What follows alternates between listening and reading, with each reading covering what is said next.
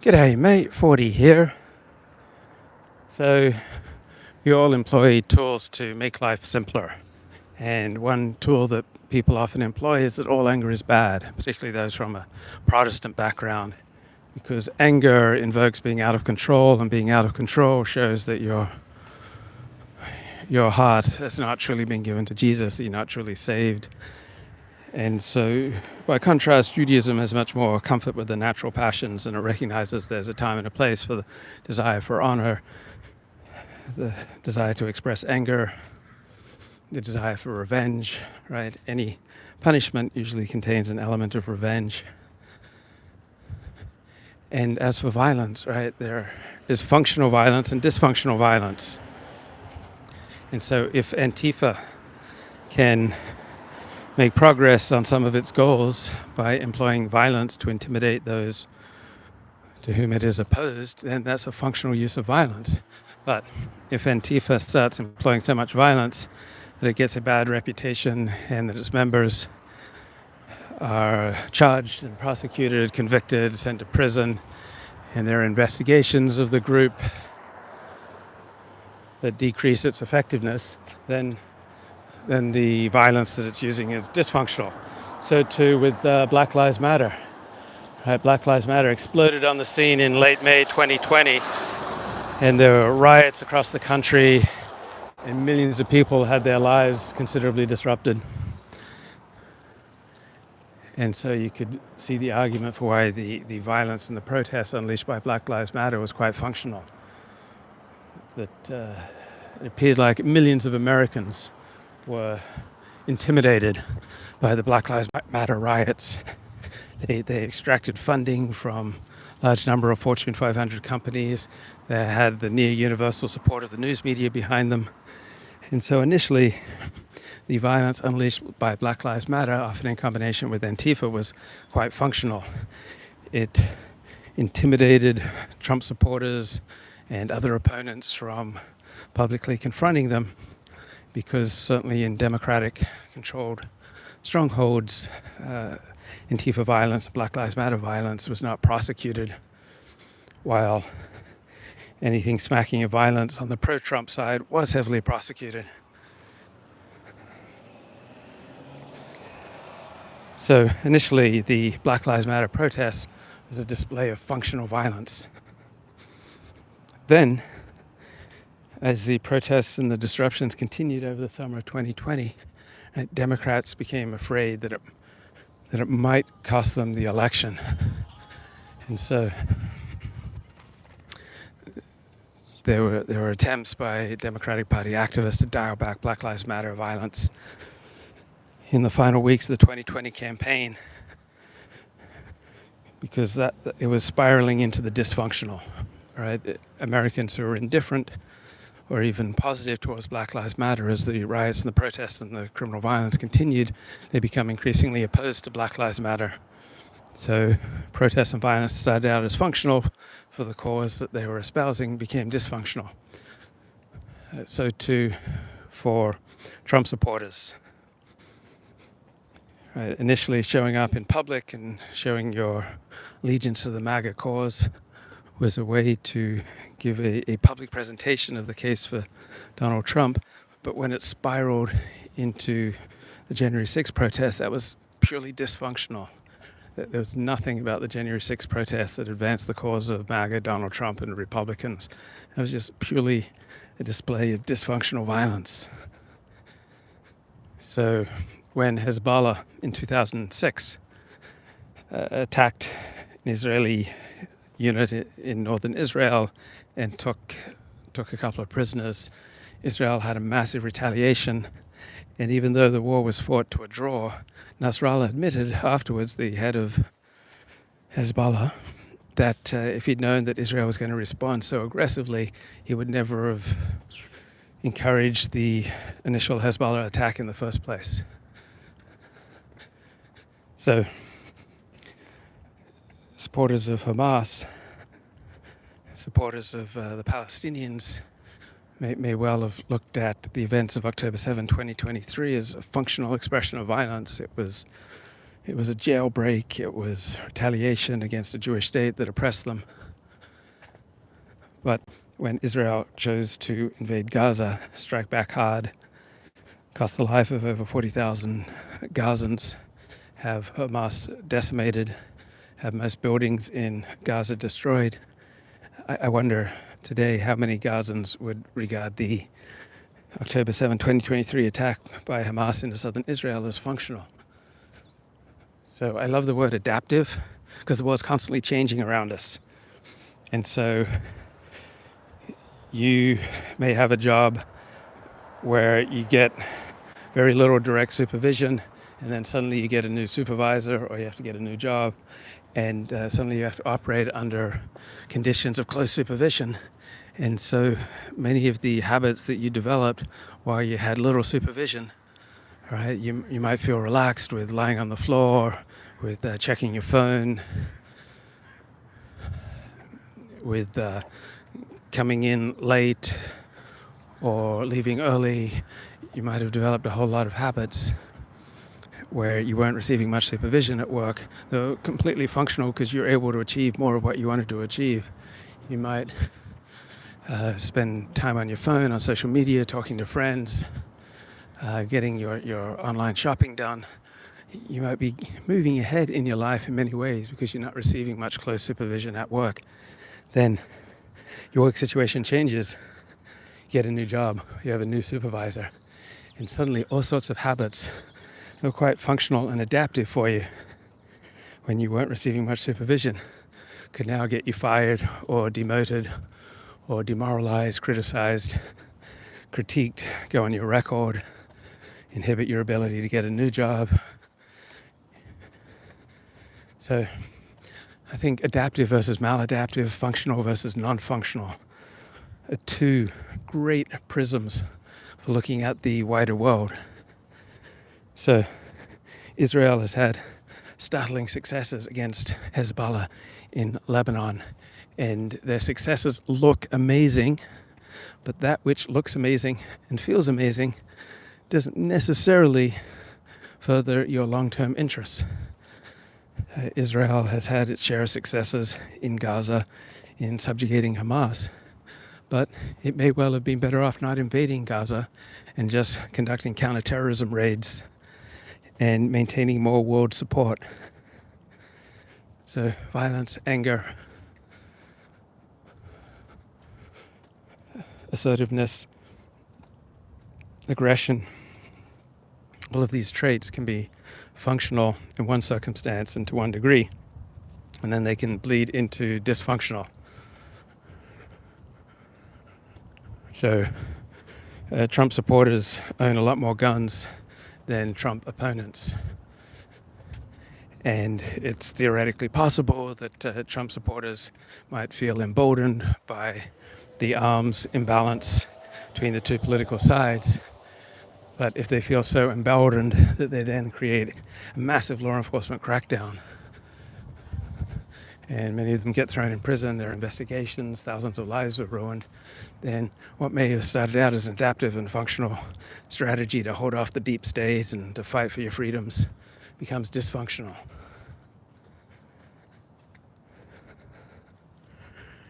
So you have to know the temperature of the community where you live. I live in Los Angeles. Right? Los Angeles is overwhelmingly a Democratic stronghold. So law enforcement is in the hands of the Democratic Party. My voice is clear. I'm using a Shure mic plug into my cell phone. Am I from the UK or South Africa? I am from Australia. I'm from Kurrambong, Australia. So I grew up about 2 hours drive north of Sydney, 30 minutes from Newcastle. I grew up the son of a Seventh-day Adventist preacher man. I grew up at a Seventh-day Adventist college campus. Then at age 11, I moved to California to the Napa Valley. And my father was a professor of religion at Pacific Union College in the Napa Valley. And then in my 20s, I converted to Judaism. And I'm an Orthodox Jew. I'm a Zionist. I'm someone who loves to read books. I studied economics at UCLA. And my preferred analysis of the world is understanding why people behave the way they do, instead of just dismissing other people's behavior and opinions that I don't like is irrational. And instead, I prefer to work to understand why people see the world the way that they do. So many beliefs and behaviors that on first glance seem puzzling, right? Upon reflection, right, they make much more sense. So some people have a bulldozer approach to life, right? When they are confronted, when there's an obstacle that's thrown in their way, they just try to bulldoze over it. They use their anger and assertiveness and aggression, their brains, their ability, their economic and social might to overwhelm their opponents. Other people have a submissive approach to life. They just try to befriend everyone, to make nice with everyone, to show that they're not a threat, to try to get on your good side. And so we all learn these coping mechanisms based on our history of what works for us. So I found often with bosses, they tend to have much more of the bulldozer approach. And that's long been Israel's preferred strategy in the Middle East, escalation dominance. That if you hit Israel, they're going to hit you back 5 times as hard.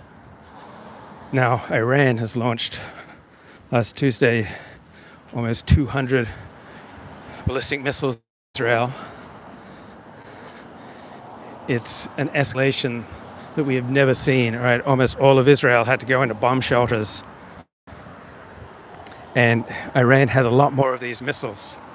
So it appears that Iran did not directly target Israeli civilian population centers, because just looking at the videos, it appears that 90% of the ballistic missiles got through. So perhaps Israel's air defense system allowed many of the rockets to get through because they weren't going to hit anywhere important. But certainly appears from that Iranian attack last Tuesday that Iran can absolutely overwhelm Israel's air defense systems. And we don't know what the level of stockpiles and arsenal the Israeli air defense system has on hand. And so just going by what my lying eyes showed me, it appears that Iran can easily overwhelm Israel's air defense systems.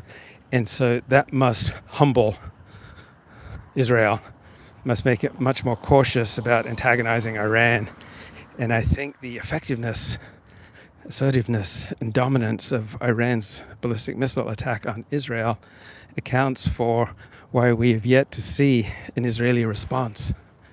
Iran is about 1,400 miles away from Israel, and it's incredibly complicated for the Israeli Air Force to effectively attack Iran.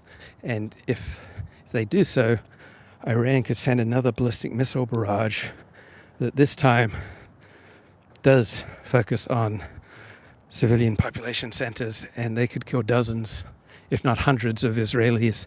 They could flatten significant parts of Tel Aviv, for example. And we don't know the level of stockpile that Israel has on hand to fight off such an attack.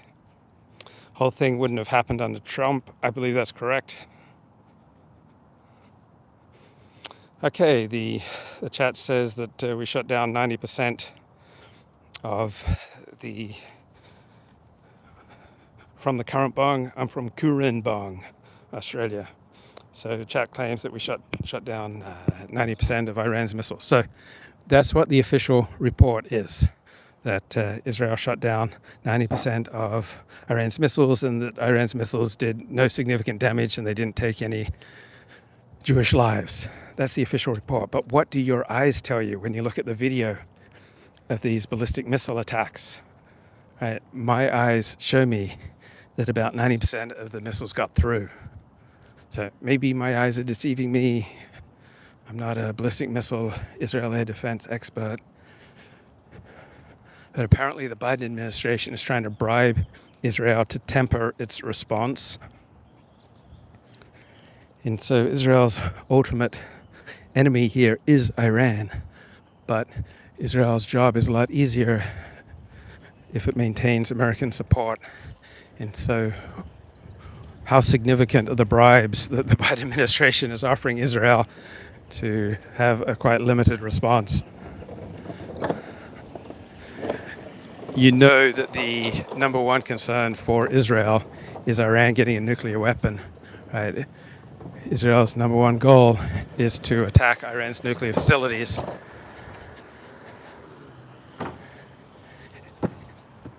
But the Biden administration, for some good reason, right, is afraid that Iran will consider it a massive escalation if Israel goes directly after its nuclear facilities, and that will precipitate another Iranian ballistic missile attack. So I don't know how vulnerable Israel is, needing resupply for its air defenses, which did appear completely overwhelmed by that Iranian missile attack. So there's functional violence and dysfunctional violence. So on the face of it, it appears that Israel has decapitated Hezbollah, has taken out its entire leadership structure. It has blown up about half of its arsenal. That Israel's attacks on Hezbollah over the past 3 weeks appear to be entirely functional. But if these attacks precipitate an Iranian response that is greater than what Israel can handle, then it would turn dysfunctional. But that does not appear to be the majority opinion from the Israel side anyway. Right? Israel sees itself as in a unique position to crush the Iranian alliance and to crush the ring of terror that surrounds it. Better than any other time in its history, Israel thinks that the Iranian regime is vulnerable, and if Israel does to the leaders of Iran and its Islamist government what Israel did to Hezbollah, then that would make regime change in Iran a lot easier. So the number one concern for Arab Sunni states is the Shia Muslim state of Iran, which is trying to dominate the Middle East and is threatening to blow up oil refining facilities in Saudi Arabia and the Emirates, Kuwait, if Israel attacks Iran's oil processing and exporting facilities. It would be quite easy for Israel to take out Iran's ability to process and export oil, which would crush about 90% of Iran's export earnings. But if a crippling series of Israeli strikes takes out the command structure for Iran's Revolutionary Guard, for its Islamist government, it'll take out its communication systems. So it appears that Israel has infiltrated Iran's communication systems as effectively as they infiltrated Hezbollah's. The former president of Iran gave an interview, Mahmoud Ahmadinejad gave an interview to CNN where he said that the force created in the Iranian defense structure to investigate Israeli infiltration of the Iranian government, that investigating force was headed up by agents of Israel. So even Mahmoud Ahmadinejad, the hardliner former president of Iran, is noting that Israel has thoroughly infiltrated Iranian government communications. And when you can't communicate effectively, you can't govern effectively. When your communications are disrupted and infiltrated, it damages morale. You're going to be less effective. You're going to be less likely to intimidate your opponents. So on the face of it, it seems like Israel's just going to keep escalating because they see a unique opportunity for destroying the Iranian regime, which is completely dedicated to destroying the state of Israel.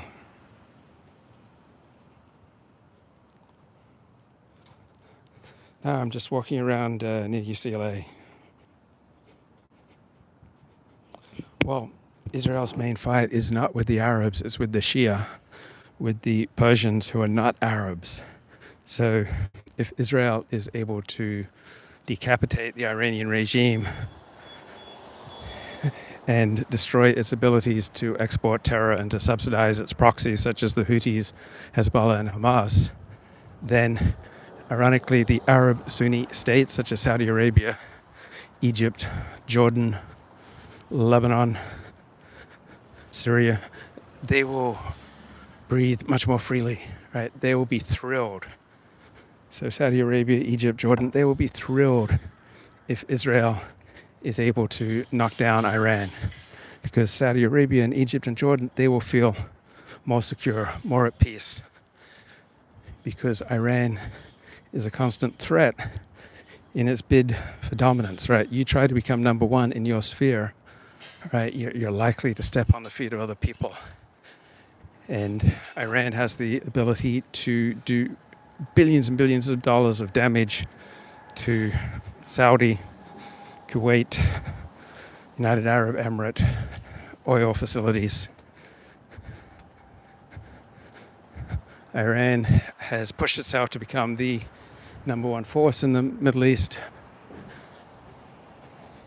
but now they may have overstretched, and what started out as a functional amount of violence against their enemies has become dysfunctional if Israeli attacks humiliate and decapitate them and remove their most effective leaders, right? These countries such as Iran and these entities such as Hezbollah and Hamas, they don't have an unlimited supply of geniuses with IQs over 145. And so if Israel takes out the leading geniuses behind Iran, Hezbollah, Hamas, and the Houthis, then it'll be very difficult for these generally low IQ groups to operate effectively.